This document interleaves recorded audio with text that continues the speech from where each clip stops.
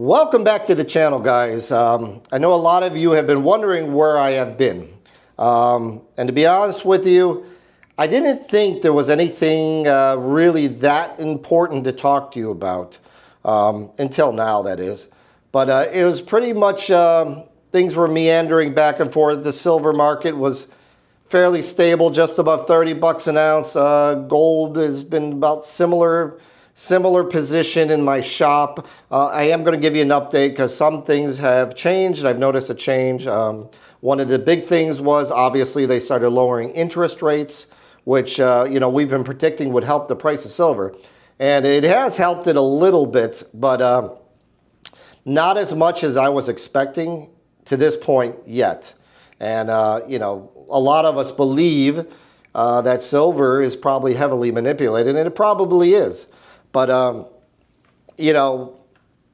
my store, though, lately, the last 2-3 weeks, I have been flooded with silver. A lot of people are selling their silver.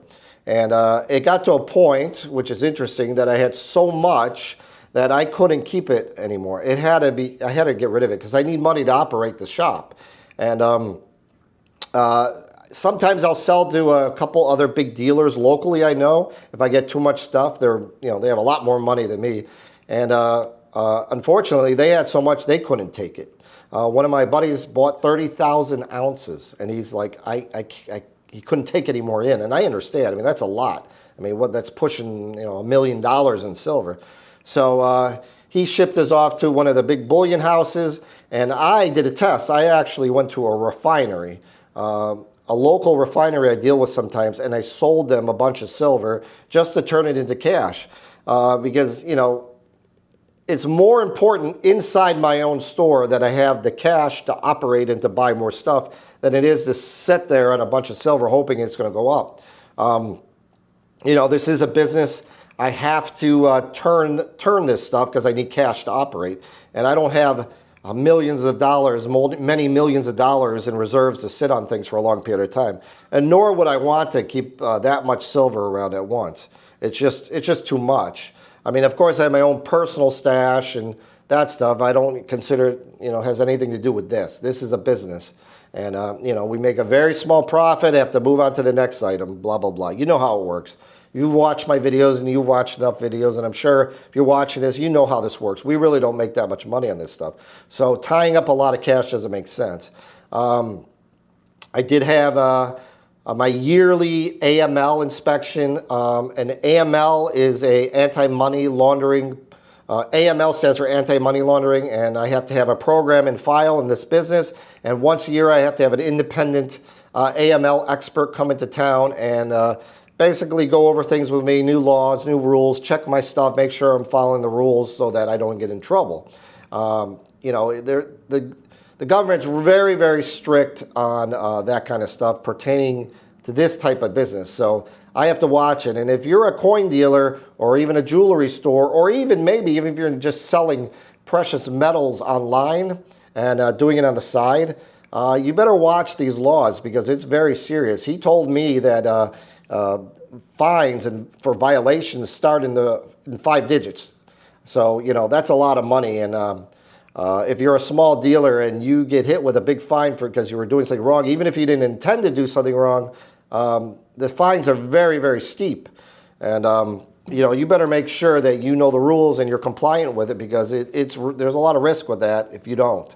A small dealer can't absorb 5-digit fines. It would pretty much put you out of business. So, I've always done my best to stay on top of things and keep everything legit so that in case something happens, there won't be a problem. Also for the banks, as you guys may know, that the banks are very strict about this stuff because the government's giving them restrictions, and in turn, they're passing it on to like coin dealers or bullion dealers. And we have to be really careful because the banks, as you know with mine, they kicked me to the curb. For what reason, I don't know. They never told me, but probably obviously something to do with because I'm in this business. So, that was one thing that happened. I could tell you in my store, gold is much more popular right now than silver is. It seems like a lot of people have been selling their silver off Some of them have been doing it to convert it into gold if they can. I really can't, it's very hard for me to keep any gold around here. The minute I get it in, it's pretty much sold. As to silver, I got quite a bit of it, and it's still coming in. Now, I don't know personally if this is the best time to be selling off your silver. I mean, of course, if you had things come up in your life that you have to sell it for, you have to do what you got to do. But, you know, it seems like when the masses are doing one thing, maybe you should probably be doing the opposite thing. And there's so much stuff going on in the world right now. If you could afford to hold on to your silver, in my opinion, you probably should. You know, just don't make yourself broke by spending all your money on it, because you obviously got to live. But it may not be the best time. You got all sorts of events happening right now. And there's some things I want to talk about. Some of them are irritating. But, you know, it's interesting that Elon Musk put out a tweet the other day, and he said that the USA is bankrupt. And interesting hearing that coming from a guy like him, but he may not be, I don't think he's wrong. I mean, the first 2 days of October, and don't quote me on this, but someone told me, and I think I read it online, I don't know for sure it's true, but the first 2 days of October, the government spent $370 billion. That's 2 days. That's a lot of money they're going through. And, you know, if you go look at debtclock.org, usdebtclock.org, you can look at all the numbers on there and you can see what's going on. And, you know, the amount of spending and all the stuff going on, and you got an election coming up in a few weeks. I don't know if this is the best time to sell your silver, but, you know, I don't know the future. Do what you got to do. Don't listen to me. But I want to give you guys something. I want to talk about something that to me makes me very angry.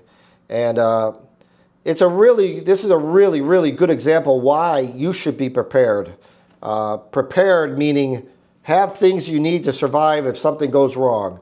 And yes, I'm talking about the Hurricane Helene that just came through. And those poor people, especially in North Carolina, and I believe parts of Tennessee, entire towns have been wiped away from floodwaters from this hurricane. And what makes me really angry is that they're not getting the help quick. Where is the help? Why are these people not being helped quicker? This is a national natural disaster, and these people are suffering. And if you read any of these articles, there's videos out there that's showing you what's happening or what's going on over there. Lots of loss of life. Total devastation property-wise. These people have lost everything. Where is the help? Why are they not coming to help these people? You know, our money goes overseas. It goes to people coming into this country, and now they don't have any money for Americans. I don't get it. It really, really makes me mad. I know it's probably striking a chord with a lot of you, but these people should be getting the help they need immediately. And I just don't know where it is, and it's making me angry. Mayorkas came out and said that FEMA is basically broke. He said they're running out of money. They don't have enough money. Where's the money going? Well, we know where the money's going. The money's going other places, and not to Americans like it should be.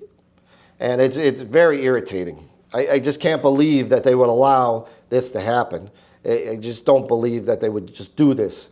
But it is what it is. So it's a good example why you should probably have silver and gold, and amongst other things, food, water, prepping supplies, plans in place in case of stuff like this. Because I really don't think anybody was expecting this to happen there with that much flood water. And, you know, if you're expecting somebody to come bail you out and rescue you, services to show up and protect you and help you, this is a really, really, really good example of that's probably not going to happen, and you're on your own. So, you know, take it for what it is. I'm sure you guys are angry about it just like I am, and hopefully these people get help. And it's a shame, but, you know, we got other stuff going on in the world too. You also have Iran and Israel, like I've talked about many times. I got a bad feeling about that over there. I think that's going to blow up into a major regional war. And also you have the Russians in Syria with air bases there, and it just gets real tricky because Israel is going to respond to that missile attack from Iran. I'm pretty certain of that. They said they're going to. They said it's going to be extreme. The Israelis don't seem like they want to play around with this anymore, and I think they're going to do what they think they got to do. But, you know, that could lead to some major, major war over there, which is going to affect everything. So all this stuff that's happening right now, I have a really bad feeling leading up to the election. I've talked about this. Probably most of you guys have that same feeling, and I really, really pray and hope that we get to this election and it's a peaceful election, nothing happens, and we have a peaceful, legitimate election go through, and with a peaceful transfer of power and all that stuff. I really hope. But it seems like, or at least it feels like something could affect that.